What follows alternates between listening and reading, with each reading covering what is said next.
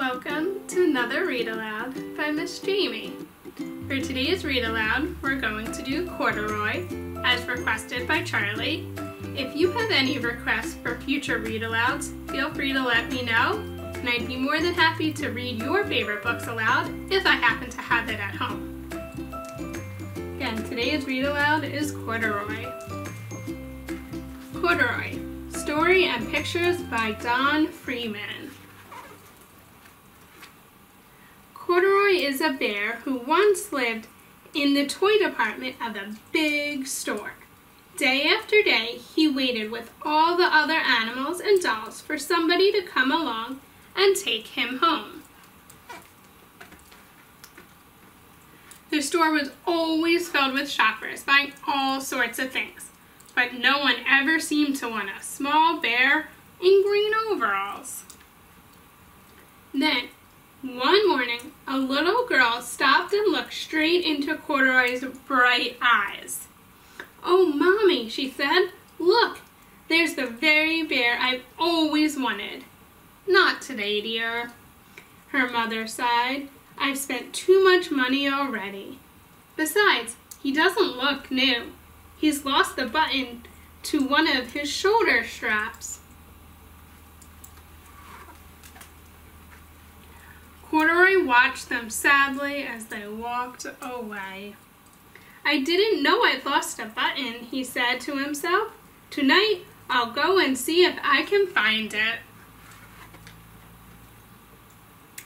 Late that evening, when all the shoppers had gone and the doors were shut and locked, Corduroy climbed carefully down from his shelf and began searching everywhere on the floor for his lost button.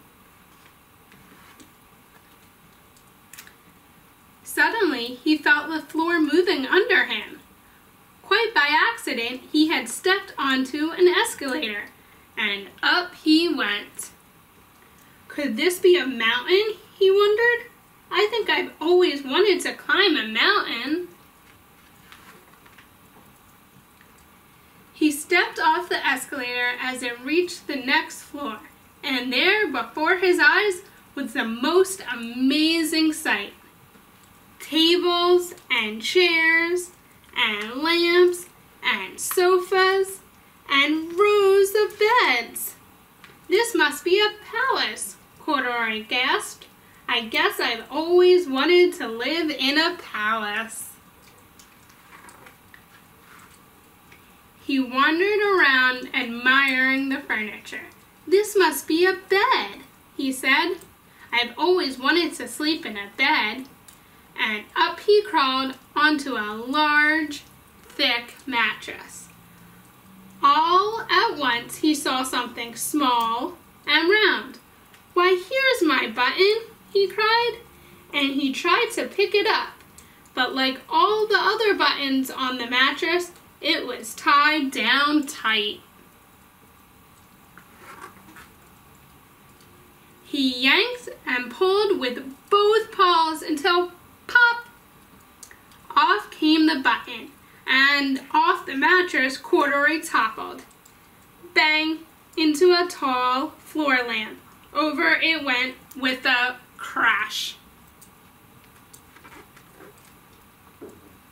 Corduroy didn't know it, but there was someone else awake in the store. The night watchman was going his rounds on the floor above.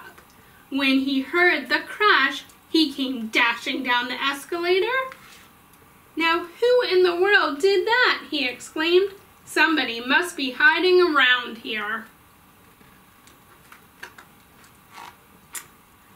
He flashed his light under and over sofas and beds until he came to the biggest bed of all. And there he saw two fuzzy brown ears sticking up from under the cover. "Hello," he said. "How did you get upstairs?" The watchman tucked Corduroy under his arm and carried him down the escalator and set him on the shelf in the toy department with the other animals and dolls. Corduroy was just waking up when the first customers came in the store in the morning. And there, looking at him with a wide, warm smile, was the same little girl he'd seen only the day before. "I'm Lisa," she said, "and you're going to be my very own bear. Last night I counted what I've saved in my piggy bank, and my mother said I could bring you home." "Shall I put him in a box for you?" the saleslady asked.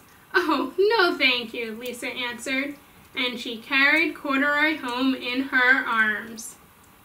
She ran all the way up 4 flights of stairs into her family's apartment and straight to her own room. Corduroy blinked. There was a chair and a chest of drawers, and alongside a girl's bed stood a little bed just the right size for him. The room was small, nothing like the enormous palace in the department store. "This must be home," he said. "I know I've always wanted a home."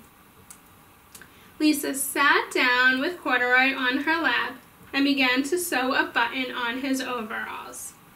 "I like you the way you are," she said, "but you'll be more comfortable with your new shoulder strap fastened." "You must be a friend," said Corduroy. "I've always wanted a friend." "Me too," said Lisa, and gave him a big hug. The end. I hope you enjoyed today's Read Aloud of Corduroy, and remember, let me know if you have any favorite books that you would like me to read aloud. Until next time.